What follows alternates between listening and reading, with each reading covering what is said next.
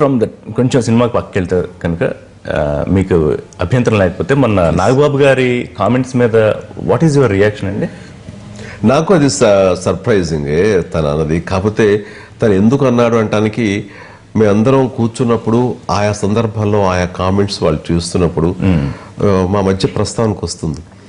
వచ్చినప్పుడు ఏంటి అన్యాపదేశంగా అంటారు, మనం ఏదైనా ఒక మాట మాట్లాడితేనో లేకపోతే వాళ్ళని హట్ చేసే విధంగా అంటేనో లేకపోతే అన్నెసరీ కామెంట్ చేస్తేనో తిరిగి వాళ్ళు ఈ రకం మాట్లాడటం అనేది సబబు, అది జస్టిఫైడ్. ఈ రకంగా కామెంట్ చేయడానికి మనం సాఫ్ట్ టార్గెట్ లాగా దొరికిన వాళ్ళకి ఏంటిది ఇలా చేస్తారేంటి, ఇప్పుడు ఎవరు ఎందుకు ఇలా మాట్లాడాలనేది దాని మీద మాకు కొంచెం హర్ట్ ఫీలింగ్ ఉంటుంది.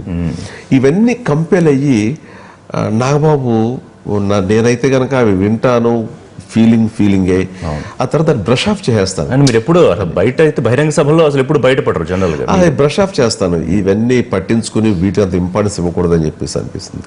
బట్ నాలాగా కాదుగా నాగబాబు, తను అన్నయ్య బాధపడ్డాడు, ఇంట్లో వాళ్ళని బాధ పెట్టారు, లేకపోతే వదిలి బాధపడింది, చరణ్ తన పంతం చూసుకుంటూ లేవాడు, వాడిని అంటవేంటి, ఇవన్నీ కూడా తన మనసులో ఉండి ఒక్కసారిగా బయటకు వచ్చింది. దట్స్ తను హ్యూమన్ రియాక్షన్. అది ఒకళ్ళ రియాక్ట్ అవుతారు. అందరూ నాలాగా కొట్టి పరేసే విధంగాను మనకెందుకు లేనకల్లా ఉండకపోవచ్చు. అందుకని పైగా ఆయన మీకు మంచి సన్నిహితుడు, మీరు కలిసి సినిమాలు చేశారు, వీరేంద్రనాథ్ గారు. సో మరి ఆయన అట్లా ఎందుకు మాట్లాడారు అని ఎందుకని అంటే ఆయనది నేను చూశాను మన టీవీలోనే. నేను అన్నది ఏముంది, అది ఏమనలేదని. బట్ ఆయన అన్న దాంట్లో వ్యక్తిత్వ వికాసం క్లాసులు తీసుకుంటున్నప్పుడు ఒకళ్ళ గురించి చెప్పేటప్పుడు మంచి ఉంటుంది, చెడు ఉంటుంది. కానీ ఒకరిని ఇన్స్పైర్ చేయడం కోసంగా, ఒకరిని ప్రభావితం చేయడం కోసంగా ఒక వ్యక్తిలోని, ఒక సెలబ్రిటీలోని మంచి క్వాలిటీస్ మాత్రమే మనం చెప్పుకోగలిగితే అది వెరీ పాజిటివ్గా ఉంటుంది. అవతల వాళ్ళని అండర్మైన్ చేసి ఇంకొకరి గురించి గొప్పగా చెప్పేది అయితే కంపారిటివ్గా నువ్వు ఒకరిని కించపరుస్తున్నట్టు అవుతుంది. కించపరిచే రైట్ మీకు ఎవరిచ్చారు? లేదు మేము అంటాము అంటే మీ విచక్షణకి వదిలేస్తాం. అలాగే ఇంట్లో మహిళల గురించి పేరు ప్రస్తావించినప్పుడు సభాముఖంగా కనీస మర్యాదలు ఉంటాయి. అది పాటించకుండా నా సతీమణి పేరు సురేఖలా అంది అంటంతో ఏమి సంస్కారం అది? ఒక మహిళ గురించి మనం ప్రస్తావించినప్పుడు కనీసం మర్యాదలు ఉంటాయి, అవి పాటించకపోవటం అనేది ఏం సంస్కారం ఇది అని అడగాలనిపిస్తుంది. బట్ దానికి ఇంట్లో వాళ్ళు కూడా ఏంటిది, ఏదో ఇంట్లో సొంత మనిషి పిలిచేట్టు పిలవటం ఏంటి అనిపిస్తుంది.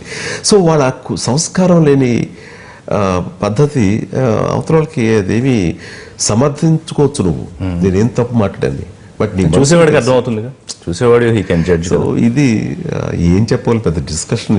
ఈ వర్మ గారు ఇంకా ట్వీట్ల యుద్ధం కొనసాగుతూనే ఉంది. ఆయన మొదట్లో సారీ చెప్పాలన్నారు, చిరంజీవి గారు కూడా సారీ చెప్పన్నారు, కానీ తర్వాత మళ్ళీ ఆయన పందా మార్చి వరుసగా ట్వీట్లు పెడుతూ ఉన్నారు. సో ఓపెన్ గానే ఇంకా ఉందనుకోవాలా వివాదం చిరంజీవి గారు?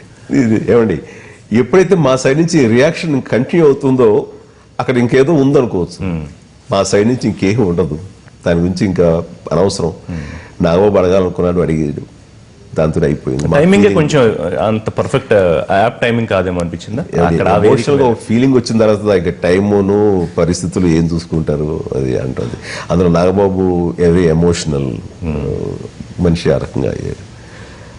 సో అంటే మీరు అన్నారు నిజంగానే సాఫ్ట్ గా అన్నారంటే చిరంజీవి గారు ఇప్పుడు పెద్దగా వివాదాస్పదమైన వ్యాఖ్యలు చేయరు, చాలా సెన్సిటివ్ గా ఉంటారు, కాబట్టి ఎవరన్నా ఏమన్నా అనొచ్చు అనే ఒక ఫీలింగ్ ఏమన్నా ఉందంటారా? అలా అలాగే అనిపిస్తుంది. అయ్యుండొచ్చేమో వాళ్ళకి అది ఇందాకనే ప్రతి వాళ్ళకి ఒక సాఫ్ట్ టార్గెట్ అని చెప్పేసి మనం ఏమన్నా ఏం మాట్లాడడు, ఏం చెప్పడు, కాబట్టి మనం ఏమైనా మాట్లాడచ్చు అనేది ఉంటుంది. బట్ నెక్స్ట్ జనరేషన్ పిల్లలు కానివ్వండి, నన్ను అభిమానించే వాళ్ళు కానీ వాళ్ళు ఎందుకు ఊరుకుంటారు? డెఫినెట్లీ హర్ట్ అవుతారు. ఇంట్లో వాళ్ళు హర్ట్ అవుతారుగా, మనం ఏమనుకోపోయినా ఏం మాట్లాడిపోయినా వాళ్ళకి తెలియాలి ఆ విషయం.